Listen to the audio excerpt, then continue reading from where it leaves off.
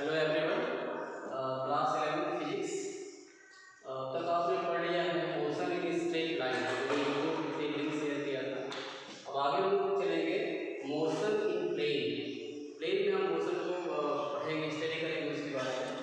तो हम लोग स्टार्ट करेंगे आज के चैप्टर की स्केलर और वेक्टर क्वांटिटी। फंडामेंटल चीज़ है ये सब प्लेन मोशन इन प्लेन पढ़ने के लिए। तो दो तरह की क्वांटिटीज आपको स्टडी करनी है फिजिक्स में, स्केलर और वेक्टर। आप पहले से भी जानते होंगे, दोबारा हम इसको रिवाइज करते हुए आगे बढ़ेंगे और कुछ नई नई चीज़ें भी इसमें ऐड होती हैं। स्केलर और वेक्टर। स्केलर का मतलब ऐसी क्वांटिटी जिसके पास डायरेक्शन नहीं है, और वेक्टर का मतलब ऐसी फिजिकल क्वांटिटी जिसके पास डायरेक्शन है। और एक चीज और, दोनों के पास एक चीज कॉमन है, वो क्या है? मैग्नीट्यूड। स्केलर और वेक्टर दोनों क्वांटिटीज के पास एक चीज कॉमन है, मैग्नीट्यूड। स्केलर के पास डायरेक्शन नहीं है और वेक्टर के पास डायरेक्शन है। कैसे डिफाइन करेंगे? Physical quantities which has direction as well as magnitude is called scalar, and those quantities which have direction and as well as magnitude that is called vector, and scalar which has only magnitude but not direction। ऐसी physical quantity जिसके पास केवल magnitude हो, direction नहीं हो, उसे हम क्या बोलेंगे? स्केलर। ऐसी फिजिकल क्वांटिटी जिसके पास मैग्नीट्यूड भी है, साथ में डायरेक्शन भी है, उसे हम लोग बोलेंगे वेक्टर क्वांटिटीज। इसके पास डायरेक्शन है, इसके पास एम है, इसके पास कोई एम नहीं है। जैसे आपको क्या करना है, क्या बनना है, तो आपके पास एक उद्देश्य हो गया, आपके पास एक डायरेक्शन हो गया, तो आप क्या बन गए? वेक्टर क्वांटिटी बन गए। अगर आपके पास एम नहीं है, आपका कोई गोल नहीं है, तो आप क्या बन गए? स्केलर। आपको क्या बनना है यहाँ पे? Vector quantity. ठीक, मजा आता है। तो डिफाइन कर लेंगे हम लोग। स्केलर क्या है? ऐसी क्वांटिटी जिसके पास मैग्नीट्यूड के साथ डायरेक्शन नहीं है, और वेक्टर के पास क्या है? मैग्नीट्यूड और साथ में डायरेक्शन। ऐसे बहुत सारी चीजें आप लोग पहले से पढ़ी है। जैसे आप एग्जाम्पल लगाओ, जैसे आप एग्जाम्पल ले लो वर्क। आपने बोला मैंने इतना काम किया, मैंने इतना काम किया, आपने 22 काम किया, you have done work of 22। तो आपको ये नहीं पता किस डायरेक्शन में आपने वर्क किया।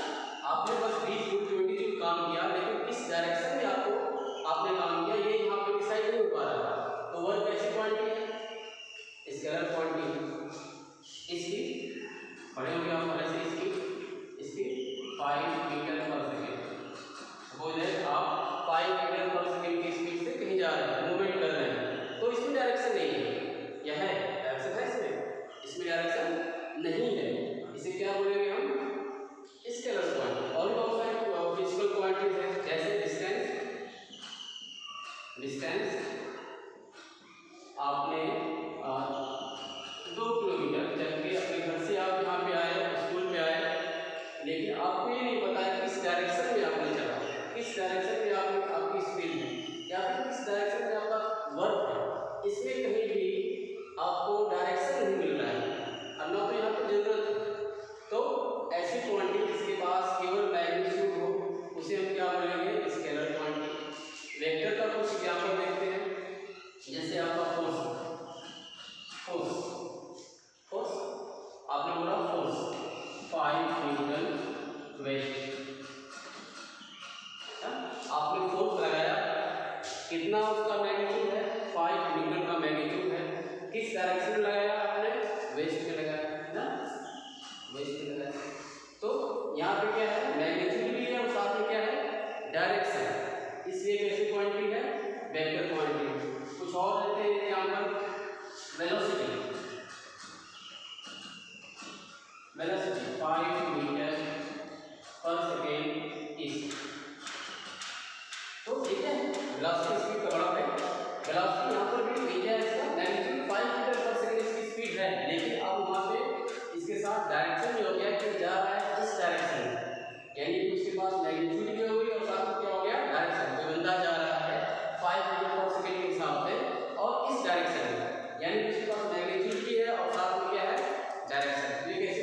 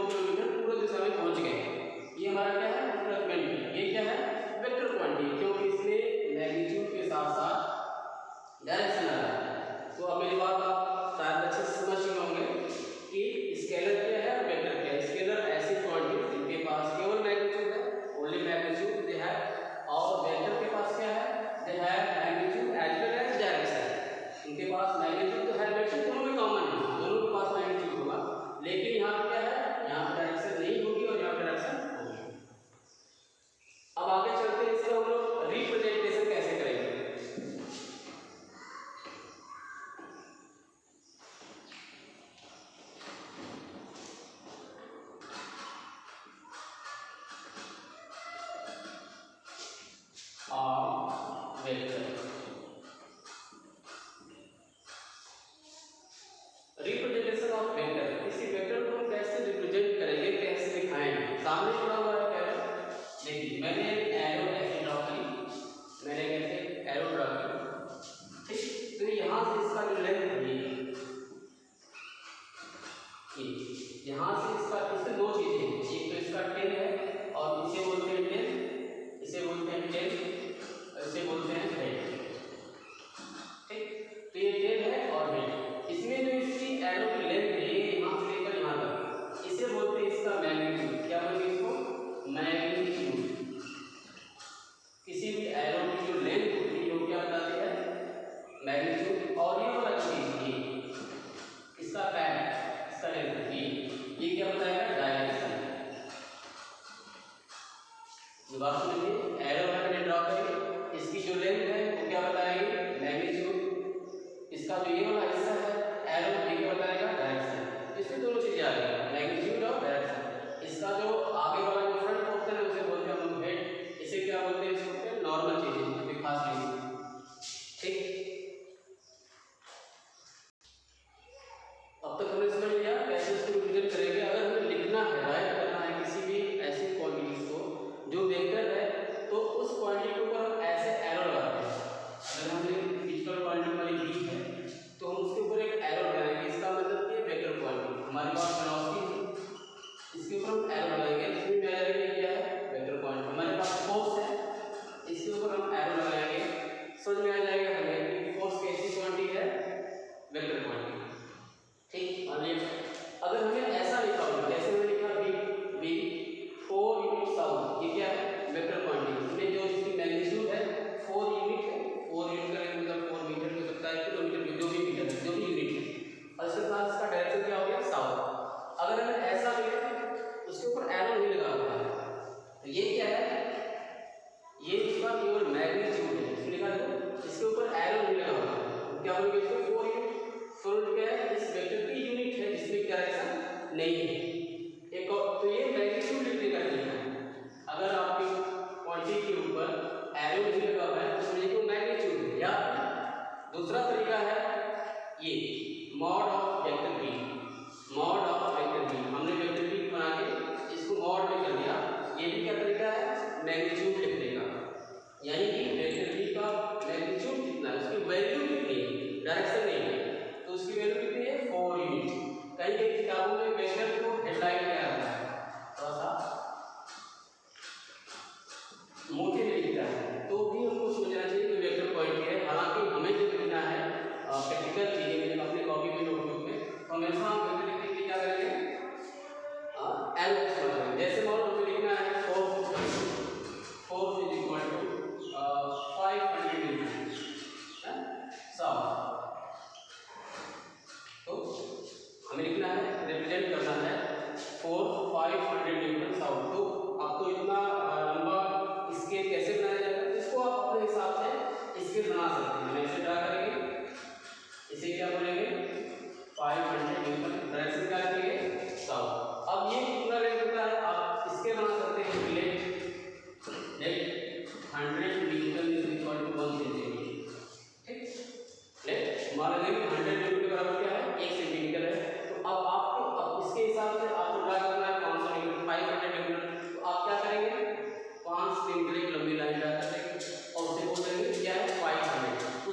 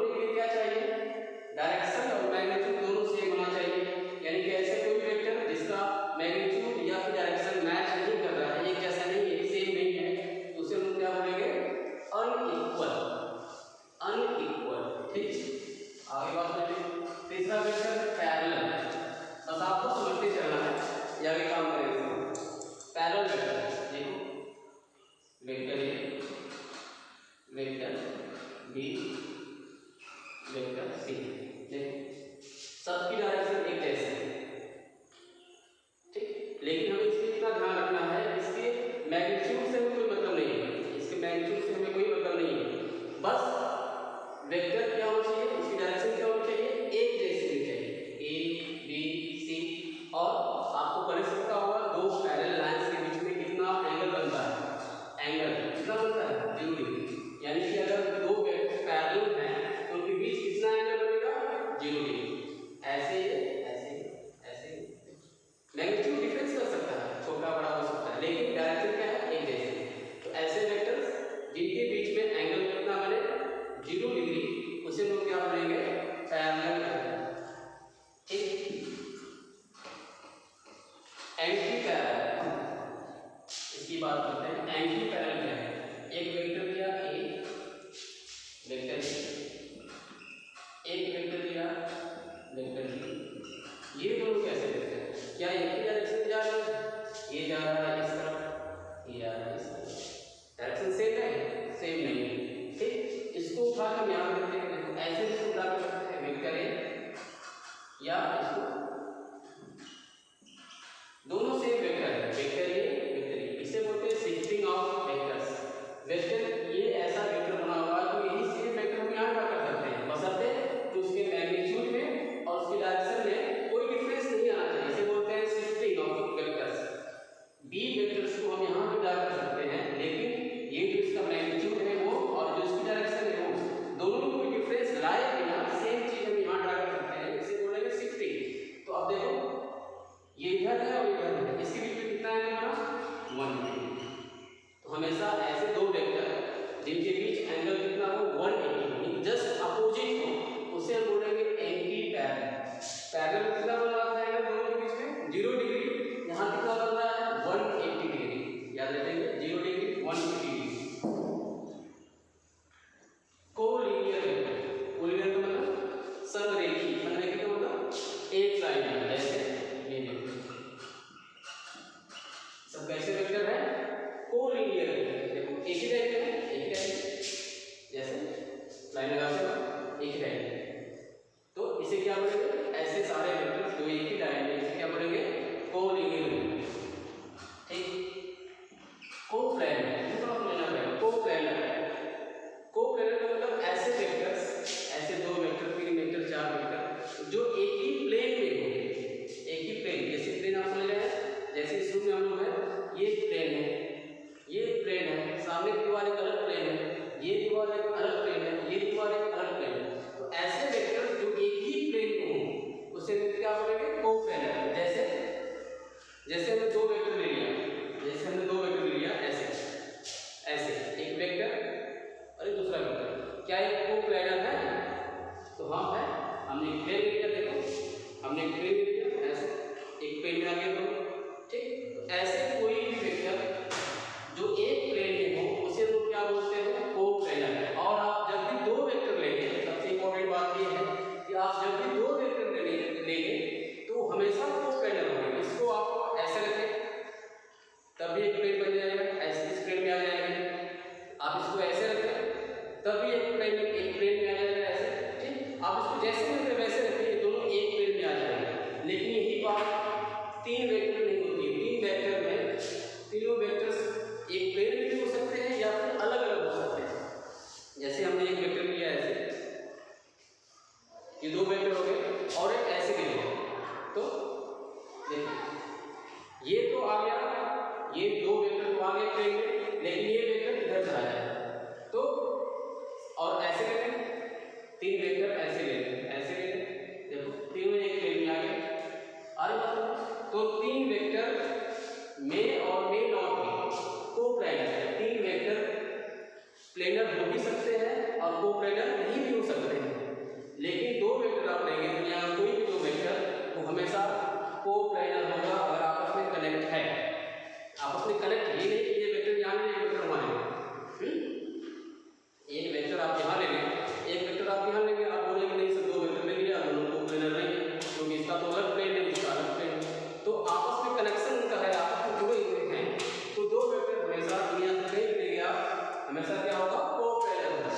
ठीक बात समझना है, समझिए।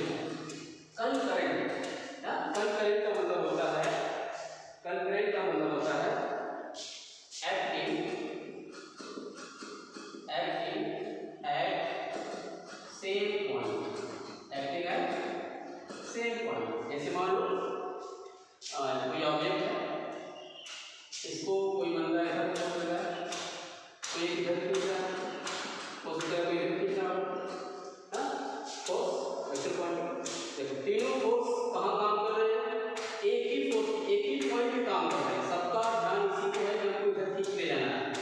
एक्टिंग एट सेम पॉइंट, किसी एक ही पॉइंट पे एक्ट हो रहे हैं, काम कर रहे हैं, इनका निशाना, इनका एम ये है कि इसको हटा के यहाँ से ले जाए, ये भी चाह रहा है, ये भी चाह रहा है, ये भी चाह रहा है। तो ऐसे वेक्टर जो एक ही पॉइंट पे काम करें उसे बोलते हैं कंकरेंट वेक्टर। समझाया? समझा ठीक। Let's talk about zero vector. Zero और क्या है? जीरो वेक्टर, जीरो वेक्टर का मतलब, जीरो मतलब बोला कुछ ऐसा वेक्टर जिसकी मैग्नीट्यूड क्या हो, जीरो, और डायरेक्शन क्या हो, डायरेक्शन क्या हो, आर्बिट्रेरी। अब आर्बिट्रेरी इसका अर्थ क्या है? आर्बिट्रेरी का मतलब कुछ भी, इधर भी ना, इधर भी, इधर भी, इधर भी, कहीं भी हो सकती है। ऐसा वेक्टर जिसकी मैग्नीट्यूड क्या हो, जीरो हो, और उसकी डायरेक्शन क्या हो, आर्बिट्रेरी हो, कोई भी हो, इधर भी, इधर भी, इधर भी, इसे क्या बोलेंगे, जीरो वेक्टर। ठीक। नेक्स्ट आते हैं हम लोग यूनिट वेक्टर। यूनिट वेक्टर, इसको यूनिट वेक्टर तो हम अलग से ही पढ़ेंगे, बहुत इंपॉर्टेंट वेक्टर है ये। फिलहाल इसको थोड़ा देखते हैं यूनिट वेक्टर क्या है। जैसे यूनिट का मतलब होता है इसका मैग्नीट्यूड क्या होगा, यूनिट, इसका मैग्नीट्यूड कितना होगा, यूनिट होगा। मैग्नीट्यूड ऐसा हो, यूनिट। तो इसका यूज क्या है फिजिक्स में, इसका यूज होता है फिजिक्स में डायरेक्शन बताने के लिए। आगे हम पढ़ेंगे इस डिटेल में। यूनिट वेक्टर का यूज होता है फिजिक्स में only to express about the direction. ठीक। जैसे हम बोले कि नंदगंज से गाजीपुर, नंदगंज से गाजीपुर का ये है, ठीक, दिखा दिया हमने दोनों के बीच डिस्प्लेसमेंट को।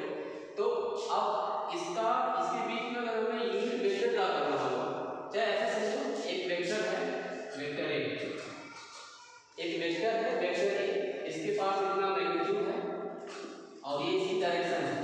तो अगर इस वेक्टर का यूनिट वेक्टर निकालना हो तो हम क्या करेंगे, इसी डायरेक्शन में ना, जिस डायरेक्शन में वेक्टर है उसी डायरेक्शन में क्या लेंगे मैग्नीट्यूड, यूनिट वन ले लेंगे।